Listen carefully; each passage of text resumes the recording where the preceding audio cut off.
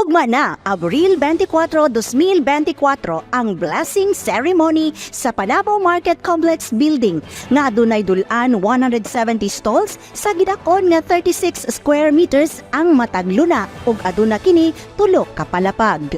Andam na ang lokal nga panggamahanan sa syudad sa Panabo nga gipangunahan ni City Mayor Jose E. Relampagos na iplastar ang maong establishmento aron magamit na kini sa mga nagkadaiyang renters.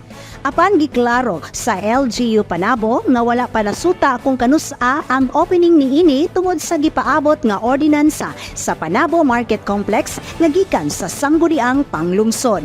Disosiusab ni Executive Secretary for Josie Mary G. Relampagos ang maong building ug madasigon siya nga giawhag ang katawhan apil na ang mga pop-up shops o ang Hello Summer Food Festival na mag-display sa ilang mga baligya atol sa turnover ceremony. Most awaited project, no, ang Panabo Market Complex. So karong umaabot na April 24, 4 p.m. ang ato ang celebration, and tuwa pong i-invite ang ato ang pop-up shops para mahimong attraction pod sa ato ang celebration. Giklaro ni City Economic Enterprise Management and Development Office Head ni Mesho L. Rasgo Jr. nga wala pa'y formal nga guidelines nga nadawat sa buhatan alang sa pagdawat og mga aplikante. Ang sunod nga lakang ni ana, siyempre katong mga mo renta din ha, no? Ato na tong i-accommodate. Pero sa pagkakaroon, dili pa nato na mahimo, ang ato lang sa ginahimo sa pagkakaroon, we are accepting their letters of intent, no? Indicating their desire to rent space diya sa atong Panabo City Market Complex.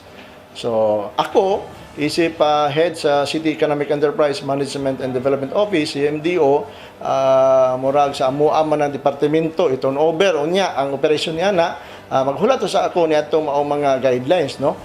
Primarily nga makita gyud nato diya sa ato ang Market Complex Ordinance. Saan ni kada kung tabang sa ekonomiya sa? Dako ni because magkakolekta man tag renta, no? Although naapatay bayranon po sa loan, no? Pero in the long run, pag mabayaran na nato itong ato ang gihiram sa bangko para matukod kining maong gambalay, by that time, maghinahinay na po ta og recover, no? O mo kita na po natong syudad. And at the same time, tungod kay doon na naman tayo additional revenue nga makuha gikan diyan na, so makahatag na po ni og dakong tabang, no, sa uban mga proyekto sa ato ang syudad.